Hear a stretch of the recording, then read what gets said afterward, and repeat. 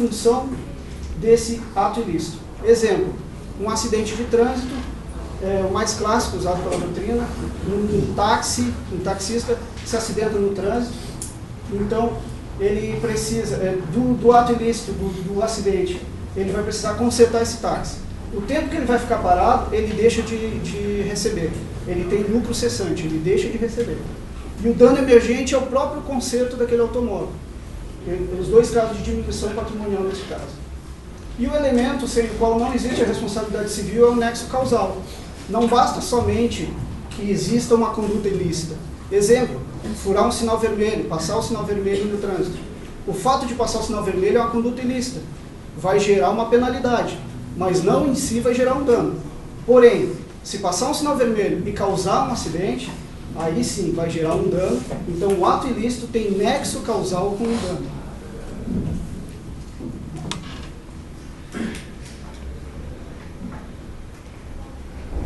Das várias teorias que existem sobre a responsabilidade civil, as mais fortes e as dominantes são a teoria da responsabilidade subjetiva, que é a teoria da culpa, e a teoria da responsabilidade objetiva, que é a teoria do risco. A teoria da responsabilidade subjetiva, ela vai dizer que para a vítima recompor o dano, ela precisa comprovar a vontade do agente, seja a vontade dolosa, ou seja a imperícia, imprudência e negligência, que são as modalidades de culpa. E a responsabilidade objetiva, ela vai apregoar que ela nasce da teoria do risco, ou seja, a própria atividade tem natureza de risco. O exemplo clássico que eu trago aqui é o da aviação, que o avião, por si só, por ser mais pesado que o ar, já é uma atividade de risco. Então, qualquer dano causado no meio da aviação, eu não preciso comprovar a culpa, ou a imperícia, a imprudência, a negligência do piloto, ou do serviço de controle, do serviço de informação aeronáutica.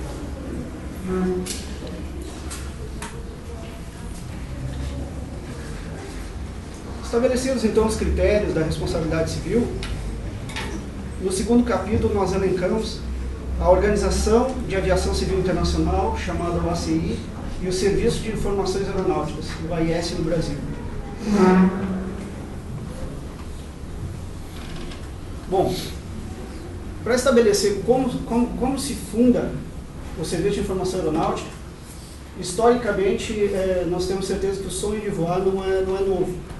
Nós encontramos tanto em trechos bíblicos quanto na mitologia grega fatos elencados em que a vitória estaria associada ao sonho de voar. A mitologia grega, por exemplo, traça como é mágico esse sonho, quando fala de Ícaro, que Ícaro teria fugido de uma prisão usando asas de cera, e ele ficou tão encantado com o que ele fez, que ele esqueceu do aviso do construtor das asas de cera, que ele não podia se aproximar do sol, que o sol derreteria a cera. E Ícaro pagou com a própria morte na mitologia. Esse sonho é antigo, porém ele se realizou somente no final do século passado, quando Santos Dumont faz aquele voo em volta da Torre Eiffel em Paris, e pela primeira vez uma aeronave ela é manobrada. Isso é mérito de um brasileiro chamado Alberto Santos Dumont. E logo depois desse primeiro voo, do voo inaugural de Santos Dumont, as aeronaves se tornam manobráveis, a aviação se torna uma realidade. E pouco tempo depois, o tráfego aéreo já se torna intenso, principalmente na Europa, no Canadá e nos Estados Unidos. E alguns estados, então, tornaram por bem se reunir e estabelecer alguns critérios a respeito da navegação aérea internacional. A primeira vez que os estados se reuniram foi em 1919, na Convenção de Paris, que resultou no Tratado de Versalhes. E dois aspectos importantes desse tratado é que foi criada uma Comissão Internacional de Navegação Aérea e foi declarada a soberania do Estado. A Comissão Internacional de Navegação Aérea ela tinha a função de criar as primeiras normas de tráfego aéreo que até então não existiam. E a soberania do Estado aparece aí pela primeira vez, até porque o Instituto do Patrimônio ele não vislumbrava acima do teto da propriedade. O espaço de utilização da propriedade, como é até hoje, era o espaço de utilização do teto de uma casa, de um prédio. E não se sabia de quem era a soberania daquele espaço aéreo, se as aeronaves poderiam trocar de país ou não. Então, em 1919, ficou estabelecido que uma aeronave particular, civil ou militar que saísse de um determinado estado só poderia entrar em um outro país se aquele país autorizasse. Nasce então aí a soberania sobre o espaço aéreo. Em 1929, outro importante tratado internacional, a Convenção de Varsóvia. Pela primeira vez se fala em responsabilidade civil no serviço de tráfego aéreo. Como que isso foi tratado? Os estados se comprometeram a criar normas internas. Quando eu falo estado, eu falo os países. Então eles se comprometeram de trazer internamente essas normas internas, no sentido de que o transportador ele tenha que emitir o bilhete de passagem, nota de bagagem e conhecimento de carga. E pela primeira vez se fala em responsabilidade por danos, destruição, perda ou avaria de bagagem ou carga, e responsabilidade limitada do transportador, morte, ferimento ou lesão. Então, esse quantum, em diversos países até hoje, o quanto da indenização, ele não é fixado, ele é fixado pelo juiz, mas ele não é ilimitado. A maioria dos países ainda adota pelo Pacto de Varsóvia a responsabilidade limitada. Ou seja, quando ocorre a morte, ferimento ou lesão, existe a responsabilidade e essa responsabilidade é limitada internamente por força do Pacto de Varsóvia.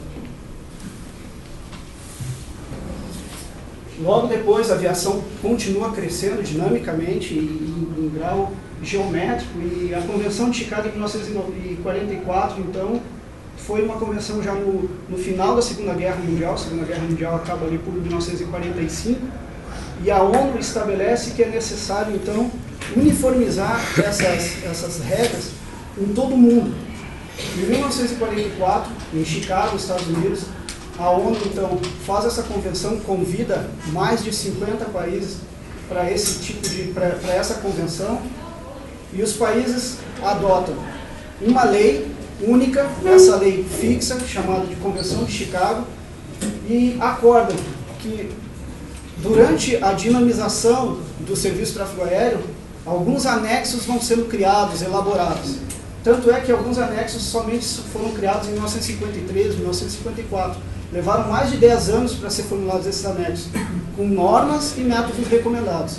Normas essas que têm que ser cumpridas mundialmente, e os métodos recomendados, se não puderem ser cumpridos, têm que ser reportados para a ICAO. Eu vou citar, então, rapidamente, desculpa pela leitura, mas eu vou citar os 18 anexos que hoje existem. O primeiro, licenças de pessoal, regras do ar, serviço meteorológico pela navegação aérea internacional, cartas aeronáuticas, unidades de medida utilizadas nas operações aéreas e terrestres, operações com aeronaves, marcas de nacionalidade e de matrícula das aeronaves, aeronavegabilidade, facilitações, telecomunicações aeronáuticas, serviço de tráfego aéreo, busca e salvamento, investigação de acidentes aéreos, aeródromos, serviços de informação aeronáutica, proteção ambiental, segurança aérea, transporte de cargas e mercadorias perigosas.